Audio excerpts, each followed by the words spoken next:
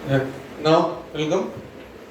मैं बात करता हूँ magics of quadratic equation in physics. देख, मैथ्स में तो एक सीधा सा रिलेशन निकाल लेते हैं कि तब रूट्स होंगे तब नहीं होंगे, दैट्स ऑल। अब मैं एक एग्जांपल लेता हूँ, थोड़ा सा यहाँ पे जादू टोना कर लेता हूँ। ये जादू टोना तो मैं बाद में समझाऊंगा। 5, 15, 25, 30, 30, 20, 50, 60, ये जादू टोना किया मैंने, अभी तुम्हें समझ नहीं आएगा, है ना? अच्छा, अब क्या है, मान लो हम एक पार्टिकल को ऊपर फेंकते हैं, स्पीड है इसकी 40 मीटर पर सेकंड, ठीक है? ऊपर फेंकते हैं तो इसके बाद फिर इसमें 3 पार्ट पूछे जाते हैं। Find time when height h, अब h height, h equals to 60 metres, b h equals to 80 metres, c h equals to 100 metres. अच्छा, कोई चीज तुम ऊपर फेंक दिया, राइट? अब ऊपर किसी हाइट पे जाने में उसको टाइम कितना लगता है? देखो, अब इसके तरीका बताता हूँ। हाइट हमसे पूछी गई है, u हमें गिवन है, g हमें पता होता है 10, और t हमसे पूछा गया। ये अब चारों, हाइट गिवन है, सॉरी हाइट गिवन है, u गिवन है, g गिवन है, t पूछा है। ये चारों किसी इक्वेशन आता है h equal to ut plus half gt square में। अच्छा, ऊपर फेंक रहे हैं तो g माइनस ले लेते हैं, तुम्हारे हिसाब से चलते हैं। आगे बताऊंगा अंडर ग्रेविटी में कैसा करते हैं। हम लिखते हैं h equal to ut minus half of gt square. पहला पार्ट सॉल्व करते हैं। h कितना 60, 60 u कितना 40, 40 t minus 1/2 10 into T square, 0 0 cancel, ठीक है भाई? सिंप्लीफाई कर रहा हूँ, देखो 12 8t माइनस टी स्क्वायर, 2 से मल्टीप्लाई कर दिया सबको। इसको और सिंप्लीफाई करते हैं, T square minus 8t plus 12 is equal to 0। अब ये क्वाड्रेटिक बन गई। ax square plus bx plus c बराबर 0। पहली बार तुम देखोगे क्वाड्रेटिक इक्वेशन फिजिक्स में, तो हम स्टैंडर्ड से कंपेयर करते हैं। हमारा a क्या है यहाँ पे 1, देखो इसका मल्टीपल, x की जगह t आ गया, b कितना है -8, c कितना है +12। अब इसके रूट्स निकालते हैं। रूट्स आते हैं हमारे पास में, वहां पे अल्फा बीटा लिखे थे, यहाँ पे t1, t2 लिख देंगे, बस इतना फर्क पड़ेगा, ठीक है? वेरिएबल चेंज हो गए। -b plus minus b square minus 4 इसकी रूट अपॉन 2 का ये तरीका होता है। b कितना है -8, minus minus plus 8, plus minus 64 minus 4 into 1 into 12 upon 2, 8/4। ये कितना है देखो 48, 64 माइनस 48 16, 16 का रूट 4, ये आ गया 4/2। अच्छा, एक बार प्लस साइन लेंगे, एक बार माइनस साइन लेंगे।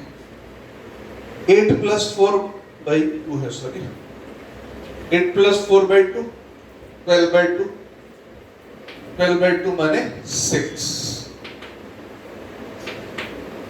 दूसरी बार माइनस लेंगे, 8 माइनस 4 4/2 2। ये 2 आंसर आ रहे, मतलब समझाऊंगा इसका। 2 आंसर आ रहे कब? जब h इक्वल्स टू 40। अच्छा, दूसरा पार्ट सॉल्व करते हैं। h इक्वल्स टू, अगर हमारे पास 40 ना हो के हमने कितना, सॉरी 60 ना हो के 80 लिखा, पहले h लिया 60, ठीक है? u 40 था, h 60 पे टाइम की 2 वैल्यूज आ गई 2 और 6। अब इसका भी क्या मतलब है बताऊंगा अभी। अब दूसरा लेते हैं, h कितना लिया 80, 80 is equal to 40t minus 1/2 40 T square, ठीक है भाई, ये इससे कैंसिल, 2 से मल्टीप्लाई करते हैं 16 8t माइनस टी स्क्वायर, इसको ऐसे लिखते हैं T square minus 8t plus 16 equal to 0, ax square plus bx plus c equal to 0। अब इस केस में देखो a कितना है, a कितना है, a 1 है, देखो ध्यान से, a है 1, b है -8, c है +60। अब वैल्यूज निकालते हैं, फॉर्मूला तो वही है, -b plus -b square minus 4ac upon 2a, b कितना है -8, माइनस अब प्लस हो गया, प्लस माइनस 64, 4a, ये कितना 1, c 16, ये भी आ गया 64 अपॉन 2, ये 0 हो गया, 8/2 4, एक आंसर है, क्लियर। अब लास्ट और लेते हैं, h कितना 100 लेते हैं, h equals to 100, h is equal to ut minus half G D square 100 40t minus 1/2 10 T square,